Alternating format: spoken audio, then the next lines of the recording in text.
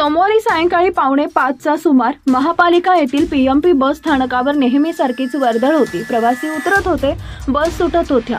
गर्दीत अचानक घडलेल्या एका घटनेनं मात्र सर्वांचं लक्ष वेधून घेतले। बस थांबली आणि एक महिला उतरण्याच्या तयारीत होती। त्या क्षणी मदत करण्याच्या नावाखाली दोन अनोळखी पुरुष तिच्या जवळ आले। एका क्षणासाठी सर्व काही नेहमीसारखंच वाटत होतं, पण पुढच्या क्षणी अनपेक्षित घडलं। महिला अचानक जोरजोरानं ओरडू लागली। महिलेच्या आरडाओरडण्यानं वातावरणच बदललं। गर्दी गोंधळून गेली। लोकांची नजर त्या दोन पुरुषांकडे वळली, पण तोपर्यंत आरोपी पळ काढत होता आणि इथेच सुरू झाला थरारक पाठलाग। बस कंडक्टरनं कोणताही विचार न करता त्या दोघांच्या मागे धाव घेतली। डिवायडर ओलांडत धावपळीत जीव धोक्यात घालून त्यानं आरोपीला पकडले।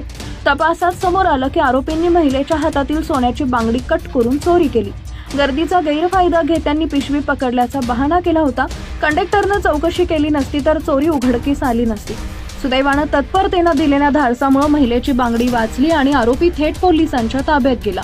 या प्रकरणाचा तपास पोलीस हवालदार दीपक रोमाडे करत आहेत। दरम्यान अशा प्रकारे गर्दीचा फायदा घेऊन दागिने लुटल्याचे प्रकार सातत्यानं घडत असून मुंडवा परिसरातील टोळ्या यात सक्रिय असल्याचं स्पष्ट होतं।